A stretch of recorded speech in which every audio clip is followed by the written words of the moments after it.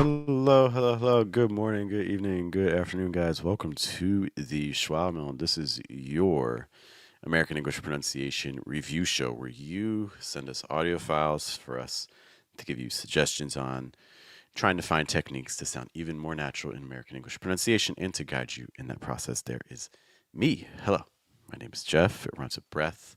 That is one of the four keys to a natural sound in American English, including placement, pitch, breath, trying to weaken your consonant sounds in order to strengthen your vowel sounds and things like that. We're going to be talking about all of those factors and more today. I hope you guys are doing well. I do, before we look at our files, want to say thank you for those of you who have sent us some questions and some audios to look at. This show is not possible without that help. And if you would like to have your own audios examined, then you can take a look at the video description to join our free Telegram group where people can send in files for us to pick. Let's get right into files. I'm going to play our first one and we'll try to give some feedback for ways that this could sound even more natural in American English pronunciation. Let's just say that today is a plain Jane's day. All right, so it looks like we're practicing some of these A sounds. So I'm going to kind of keep that in mind. I don't think that the goal of this exercise is to necessarily sound conversational just because so many of the words are just centered around that A sound. So let's see if this A sound is working. Let's just say that today is a plain Jane's day. I would say the A sound I like the most is probably that very first one. Let's just say that today is a plain Jane's day. That first one being like, let's just say. That say is great because let's just say that today. So it's not like the heaviest moment in the sentence, so it has kind of just this slightly weak, soft quality to it. It doesn't get a lot of attention. It's not said super long, and I think it's doing all the kind of things that we're looking for with this A sound in general. So the A sound is a sound that it's a diphthong. Many languages have it, including yours, most likely if you're watching this. The big difference between American English usage of the A sound in other languages is that for other languages, when there's a diphthong, there tends to be a lot of movements. Like in your language, maybe you're doing something like A, where you get kind of some movement in your jaw, perhaps even in your tongue position. A, and things like that. And you can incorporate that into American English as well. But the general tendency I see with American English diphthongs is that instead of having that sort of transition, what we instead see is a compression. We're almost trying to squeeze both sounds into a single sound with a little bit less movement. So instead of doing a more exaggerated like A, we end up more with just like an A. And in fact, this is the very first letter of the alphabet, the letter A, in English. And so we want to make sure that as we're saying these A sounds that we're not over tensing, because what can happen is it can cause the placement to go up. If we end up doing like an A, you can hear that my placement shot up. It's like A. See, I'm ending at a higher vibration E than where I started. A. And we're in general trying to avoid shifts like that. The other thing to watch out for with the A sound is that when you link it with other sounds, especially consonant sounds, sometimes it can shift. So for instance, people may be able to pronounce a word like pay fine, like, oh, I had to go pay the cashier. But when they add an N sound, like I have a lot of pain in my shoulder, suddenly it becomes pain, and things like that. Or the placement can shoot up even higher, like pain, like I have a lot of pain versus a lot of pain. So as you add other letters onto that A sound, just trying to make sure that the placement stays down. Just watching out for that. The last thing I'll say about A's is that this is a long vowel. Long doesn't mean that it's longer in time. Long just means that when you add an L to it, you're going to shift. So when you have an A plus an L, it's going to sound like ale. Words like whale, fail, tail, scale. See, there's that little ol sound at the end that's lower in pitch. It's weak, it's fast, it's light. Ale, oh. So it's not ale like whale, pale, and things like that. It's whale, pale, very light and soft on that. Oh. Let's look at these other A sounds in this audio. Again, I really like that first one in particular. Let's just say that today is a plain Jane's day. If I had to target any of these A sounds to review, it may be towards the end. Let's just say that today is a plain Jane's day. Maybe on the word Jane's a little bit. And if you ever have a word where you're like, I don't know if I'm doing this vowel right or if this sound right, a little progression that you can do is just do your vowel, then add a consonant, and then add the full word. So if you're saying this and you're like, I don't like how I'm saying the word Jane, then you could do a progression like this, like A, J, Jane, A, J, Jane, A, J, Jane. A progression like that.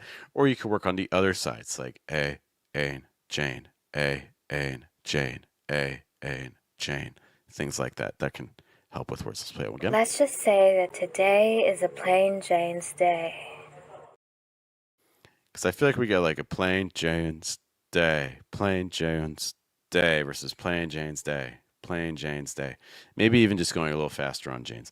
I don't think it sounds off. I'm just, if I have to pick one of those A sounds to target out of all the ones that you produced there, that would be the one I would look at.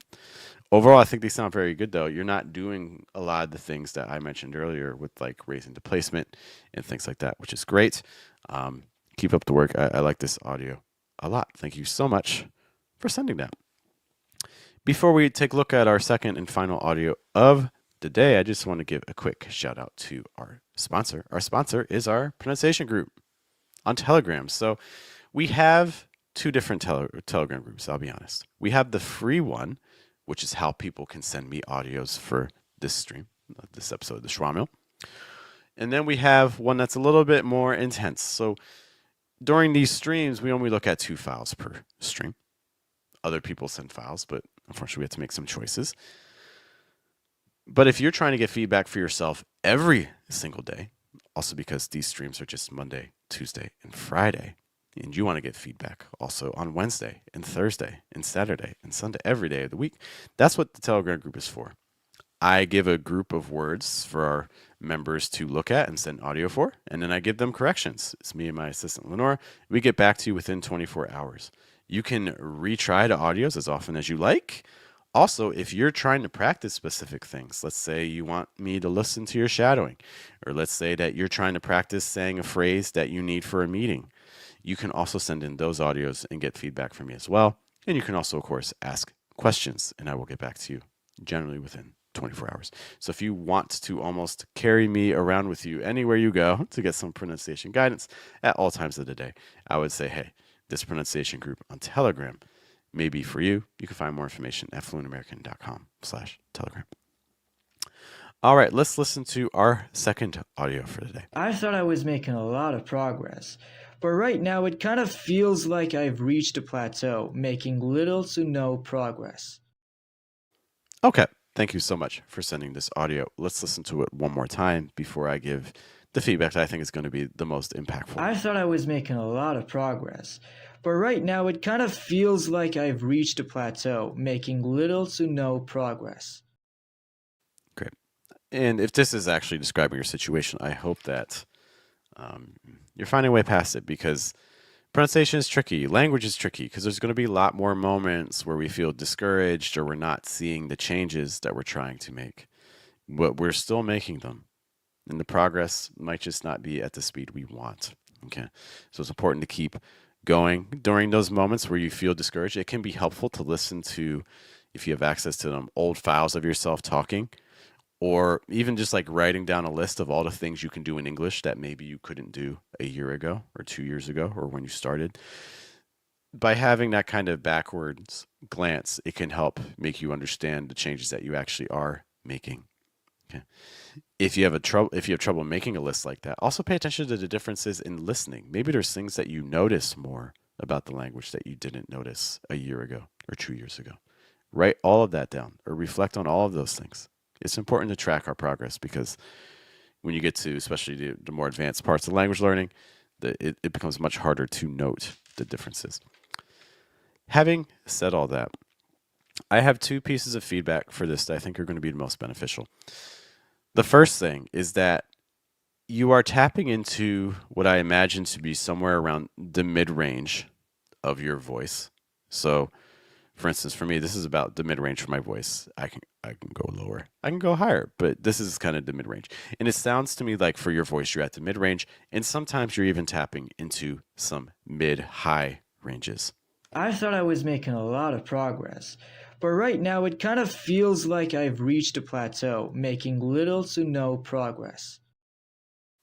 Okay, it's somewhat ironic you use the word plateau because that's kind of what it feels like. It feels like you're sticking at this mid range, and sometimes you even go maybe like one step higher, but you never take 2 steps higher. You never take 10 steps higher, and you almost never go lower. There's some opportunities here where you really could have pushed into the lower pitch ranges, but we chose not to, and instead went back to a pitch range that probably felt more comfortable to us. I thought I was making a lot of progress, but right now it kind of feels Like, for instance, even that opening sequence was a great opportunity to potentially go lower. Like, I thought I was making a lot of progress. See how much lower I go on progress? A lot of progress. I thought I was making a lot of progress. What we do instead is we opt higher. I thought I was making a lot of progress.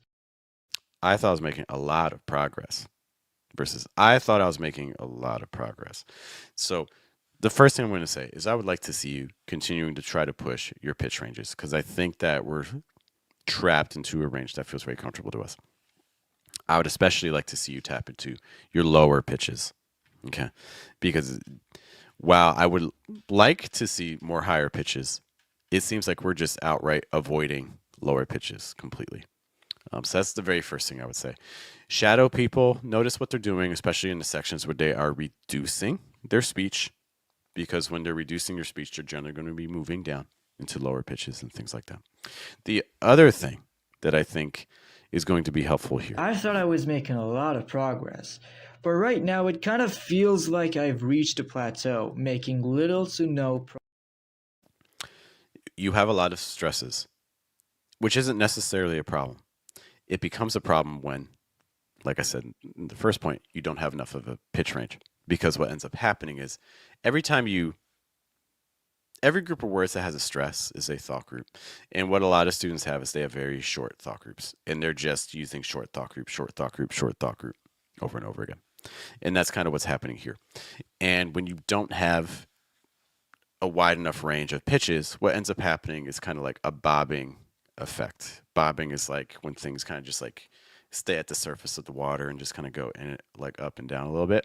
That's what it feels like because we never are able to go down. And I'll try to give you an example in this audio where that occurs. I thought I was making a lot of progress, but right now it kind of feels like I've reached a plateau. But right now, it kind of feels like I've reached a plateau. But right now, it kind of feels, it's like it feels like I'm just kind of like I'm going up and down. And so one thing you can try experimenting with is, record yourself saying a phrase like this and then experiment with removing some of the stresses and just seeing what it looks like. Instead of having like 3-word thought groups, see what it sounds like if you have 4-word thought groups. Then remove more stresses and see what it seems like with 5-word thought groups. And then see what it seems like with 6-word thought groups. Playing around with the amount of stresses in your sentence, I think, is going to help you, one, expand the amount of rhythms that you have when you speak in English. And there is also going to help you become aware of what are your own tendencies. Like, oh, wow, I tend to talk with these short thought groups. Like it's a very disjointed experience for your listener when you talk like that.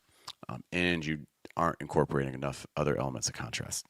Okay, so it's not necessarily a problem to have short thought groups, but if you're missing the other elements of contrast, it can make things very difficult.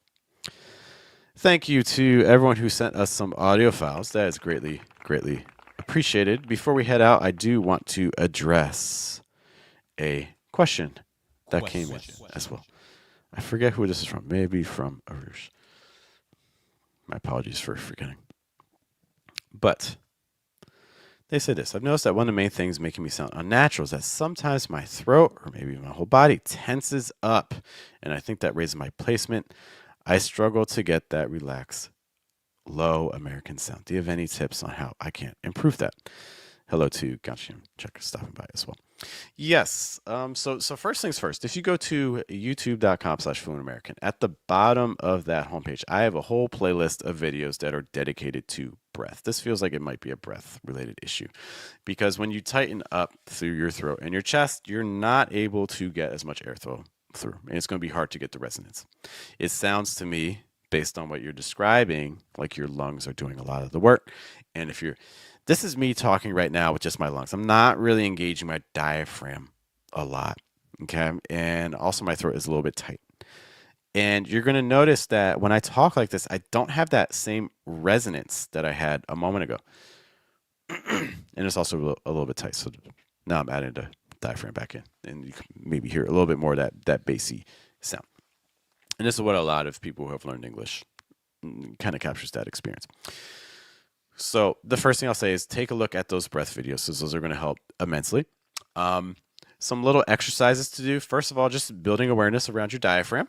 Okay, so like for instance, those videos I show you in that playlist, they're going to talk about some diaphragm exercises. And I've talked about them in previous streams. So I want to talk about some other exercises you can do that I didn't mention previously. First things first, and some people mention this in the Telegram group as well, is adjusting your body posture. So make sure you're putting yourself in the best position for success. Most languages reward you for good posture. What is good posture? Shoulders down, chest out a little bit. Okay, so shoulders back and down, chest out a little bit.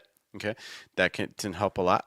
One experiment you can do is if you say the E sound and raise your shoulders, you're going to feel how the sound tightens. So this is just to demonstrate the importance of your posture. So if I do like E,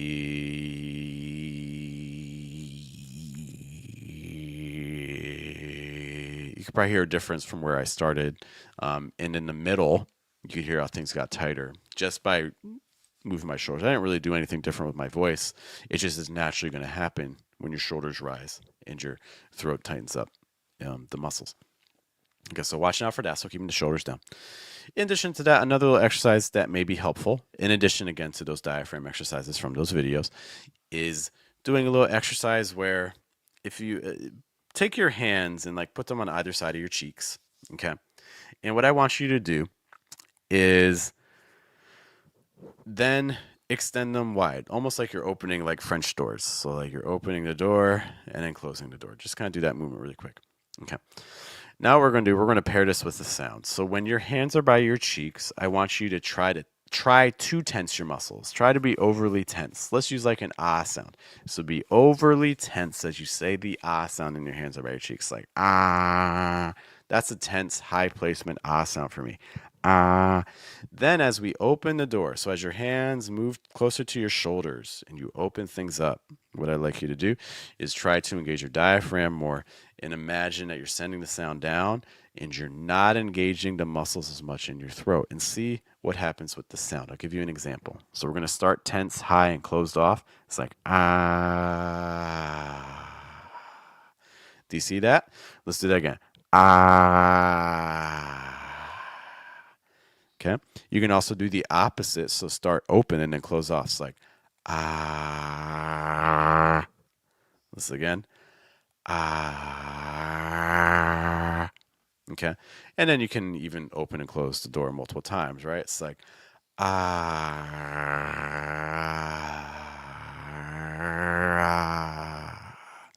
And things like that. Just kind of playing around with those movements to understand what does it feel like when we're tense and closed off?